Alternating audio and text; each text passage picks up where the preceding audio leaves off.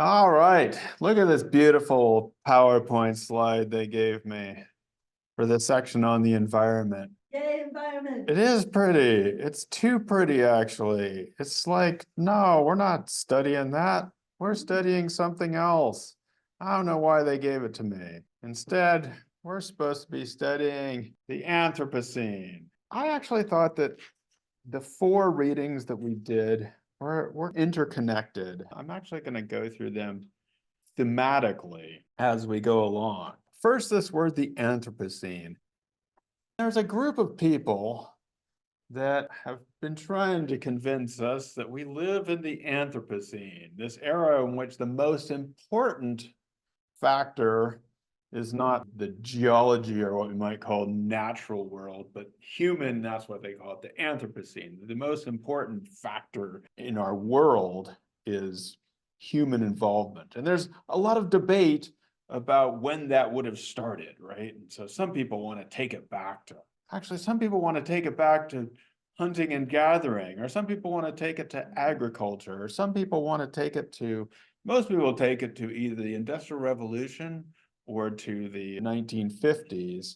I personally, if I were to adopt this word, I would take it to 1600 around, which some geologists say, as you can see, the influence of colonialism and the depopulation of the Americas and the transatlantic enslavement trade, that you can see it geologically and in the climate.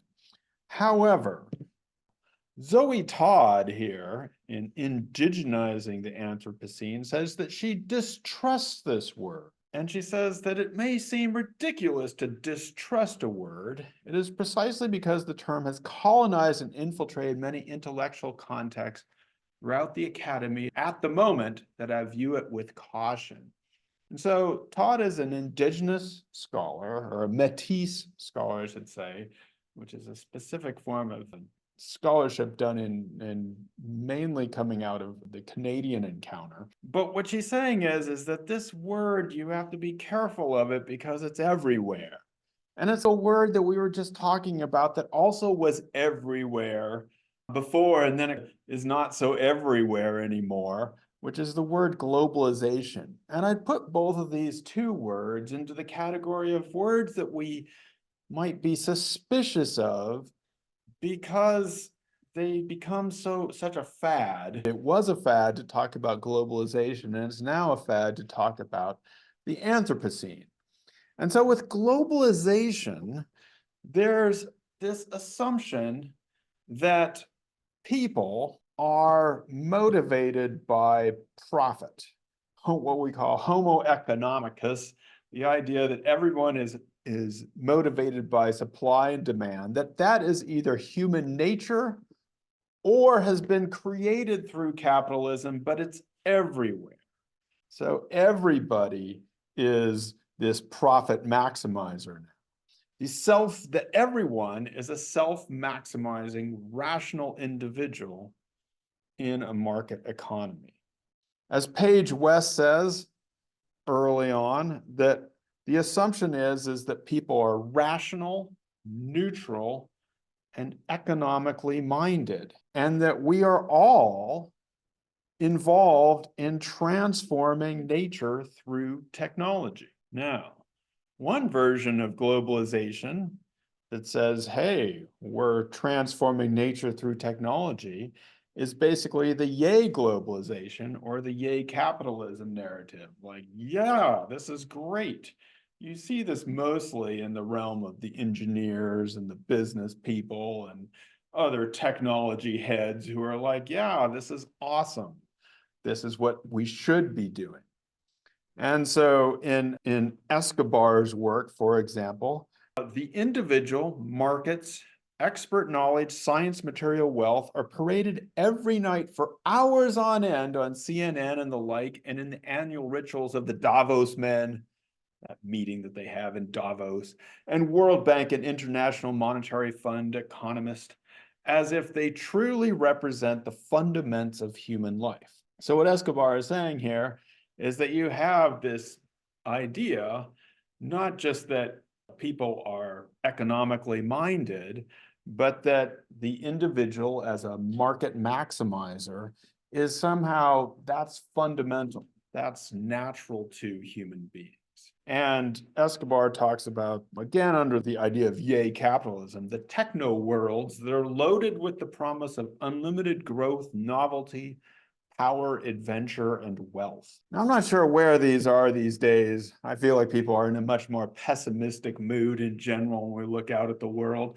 But every so often, you'll find one of these masters of the universe guys still hanging around who's gonna be adventure and wealth on the horizon. The point is that there's the one side of globalization is the yay part, right? And the idea that all people, as West and Escobar, are defined by being rational, economically minded in a market economy, either because that's the way human beings are, that's human nature. Going back to, say, Adam Smith, the idea that humans are naturally traders, and they naturally, as Adams, naturally trade with each other, and so everyone is going to be self-maximizing in that environment, and it'll all work out because of the market will make everything work out. Now, on the other side of this is the Anthropocene idea. And the Anthropocene would be basically the opposite of the yay globalization idea, which is to say, you're trying to say, look, what's happened in industrial capitalism since the Industrial Revolution has not been good for the environment, or it's pretty bad, you might say. And the thing is that the Anthropocene makes it seem that all humans in general, are to blame for this predicament. And so it leads to an idea that, for example, the people that Paige West was studying, the Gimi in Papua New Guinea, are a threat to their own forests, right? Because the idea in the Anthropocene is we've entered this stage of human history and human present in which humans are ruining everything, and they are a threat to their forests. Now, this might seem weird to us being anthropologists. We're supposed to be into the people like the Gimi and them living in the forest. But if we were there, let us say that you were working for an environmental NGO or some people who were trying to conserve the environment, and you ran into people who are living in and near the forest. What might you see them doing that you would be like, yeah, I don't know if these guys can take care of the forest or not? Why do they think they're a threat to the forest? So one of the things that people in these areas do is they often practice what is called swidden agriculture, or slash and burn agriculture. And so you'll see people going in and chopping a bunch of things down and setting the thing on fire, and a big plume of smoke goes up, and they're going to plant this land. Now, we know anthropologically and over time that you can actually practice this form of planting sustainably, as long as you move along. And much of what we think of as forest in these areas has probably at one point been slashed and burned and regrown. However, if you're just looking at it from the outside, it doesn't look like they're taking care of the forest, right? It looks like they're setting it on fire, and it doesn't look good. And to be fair, it also can be not very sustainable. So it does depend on what form of how often people are doing it. But that's one thing that people might say. What else might people be doing? What else do people do that anthropologists get excited about because we're like, oh, that's so sustainable? But if you looked at it just from, you went there and saw it happen, you might not be so excited about it. Hunting, right? If you actually see somebody going in and hunting down some marsupials or something, it might not look that cool. You might be like, wait a second, you're not supposed to be doing that. Well, that's hunting the animals there. Anyway, swidden agriculture too, right? So these are things that happen in that environment. For example, in our last election,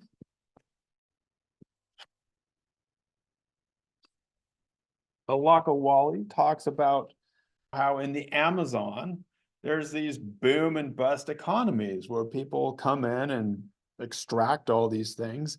And to be fair, many of the people in the Amazon get involved in these enterprises like logging, like oil drilling, like mining. And so what Wally says is that even the people who want to support well-intentioned folks, maybe people who are working for environmental organizations, do not perceive indigenous communities as capable of managing their natural resources sustainably or able to withstand the pressures of the extractivists. So the people who are either paying people to log their land, or recruiting people to work on the oil drills, or those kinds of things, that they are unable to do this. So again, what's going on here is that on the one hand, the Anthropocene is meant to draw attention to the sort of evils of capitalism, but it ends up that it's basically, they share this perspective, both the yay capitalism and oh no, it's all going to hell. What they share is what West calls a generification of culture, in the sense that in both these models, people end up looking pretty much the same. That is to say, they basically look like economic maximizers. In this model, in both instances, the best that culture is, or the best that cultural difference is the idea that, yeah, people have these beliefs, and people might believe something about the mountains, but that's not to be taken seriously. So again, basically the yay globalization and the globalization is bad because it's led to the Anthropocene, they both have this idea, or they both reduce people to simply economic maximizers. And why is Todd suspicious of, why does she want to indigenize the Anthropocene? She says it blunts the distinctions between the people, nations, and collectives who drive the fossil fuel economy and those who do not. So when we blame all human beings, or say for what's going on in the world, it's, well, as she puts it, implicating all humans as equally culpable for the current socioeconomic, ecological, and political state of the world. So when we say the Anthropocene, sometimes it implies that we can't trust anyone because all humans, implicating all humans as equally culpable. The problem is with that is that then we're all in the same boat, whether we were driving the fossil fuel economy or not. So again, in all of these authors, there is this idea that we have to be careful with these overarching concepts of either globalization or Anthropocene, which diminish what is actually going on, or it flattens the perspective of others. It's very important to try and take seriously the perspective of other people. In all of these selections, what they tend to emphasize instead is an idea of relationality. So when we turn back to Paige West's work, for those marsupials, they're not just non-human animals, they're literal embodiment of ancestors. Instead of a commodity, how would they see something that, what does the forest do for you? It provides for them. It provides for them. It is a gift. Forgive me, everything is a gift from the forest, as it is the physical incarnation of their ancestors' life force. And so they are in this cycle of giving and receiving, which certainly sustains them, is part of sustaining them. It's as part of a gift economy, not necessarily a commodity economy. So that, as she put it, there is no gimme without forest and no forest without gimme. So while they are, yeah, they are hunting and gathering and sometimes slashing and burning, but it is as part of taking care of the forest, because the forest and the plants and the animals within it, they are living with and see them as part of their world. For Escobar tells us about the notion of relationality as a key difference in how people are trying to perceive the world outside of these terms of globalization and the Anthropocene. What about Todd? What is her perspective on all this? What does she want us to do? Métis and indigenous perspectives. She mentions the idea again of ethical relationality, which is a term she's taking from Dwayne Donald. She talks about rooted in reciprocity, relationships, and responsibility. Oh, good alliteration there too. Look at all those R's. I love that. Rooted in reciprocity, relationships, and responsibility. So again, it's this idea that our best chance of understanding what others are doing and how we ourselves might relate to that first slide on the environment is by this idea of relationality and being ethically involved in that, both with other humans and with the more than human world. I looked up Dwayne Donald. He's an education professor working with teachers to create new relationships with indigenous knowledge. So this is in the University of Alberta, but trying to put in that indigenous knowledge into the curriculum, even in a city like Alberta. The other thing that unites these articles and a different perspective is a lot of them talk about the idea of beauty. So in West, she says that people's appreciation for the forest and the animals and the plants is not just economic, but it's aesthetic, poetic, social, and moral. Social relations are not neutral and economic, they are familial and poetic. And so this is not just by social relations, I think we can say not just with others, but with the forest and animals and people. Escobar says that beauty has been a major victim of the economic transformation. We don't talk about beauty enough. And he says that when people see these mountains and lakes as sentient beings, that is to say, as people they can relate to, or sacred entities, that we shouldn't just say that's their belief and that we know as science something else about what they really are. And so Escobar and others here are participating in what has been called the ontological turn in anthropology, as compared to that term epistemological. So what the heck is this about?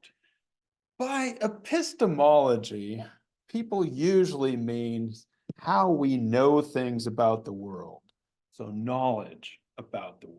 By ontology or ontological, we basically mean how things are, right? Questions of being in the world. And so what Escobar and others are saying is that for many years, anthropologists basically would go in and talk to people about their beliefs.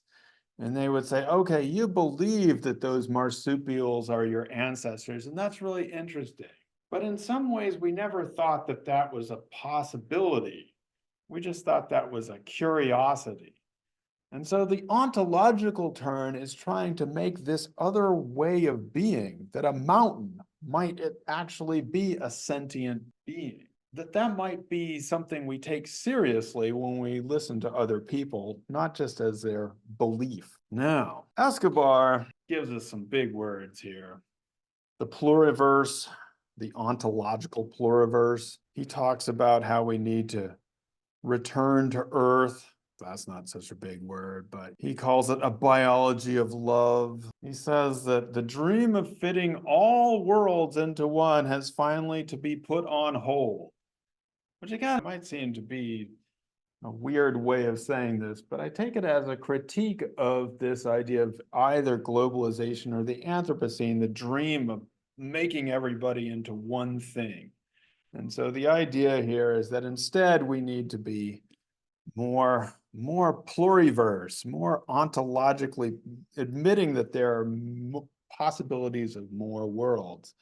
And he's waiting for that indigenous concept, or he says the indigenous and other peoples in Latin America, the great transformation is none other than the Pachacuti, a profound overhaul of the existing social order, not as a result of a sudden act or a new great synthesis of knowledge or novel agreements, but of an expansive and steady, albeit discontinuous effort to permanently unsettle and alter the established order. So there you go. Maybe we can do something else, though. We can emphasize the indigenous economy, or the economia indígena. What does Alaka Wally want to do here? Yeah, absolutely. So in fact, what they're doing is more practical. We're not talking about the biology of love here. We're just talking about bringing people together and getting those different perspectives and trying to think about how people's already existing knowledge and being in the world is important. Now, it is interesting that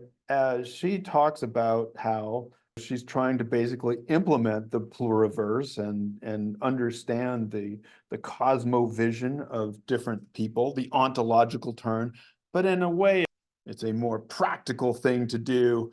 I think that perhaps you don't get the Pachacuti yet, that big social transformation, but maybe you're working toward it as you bring people together.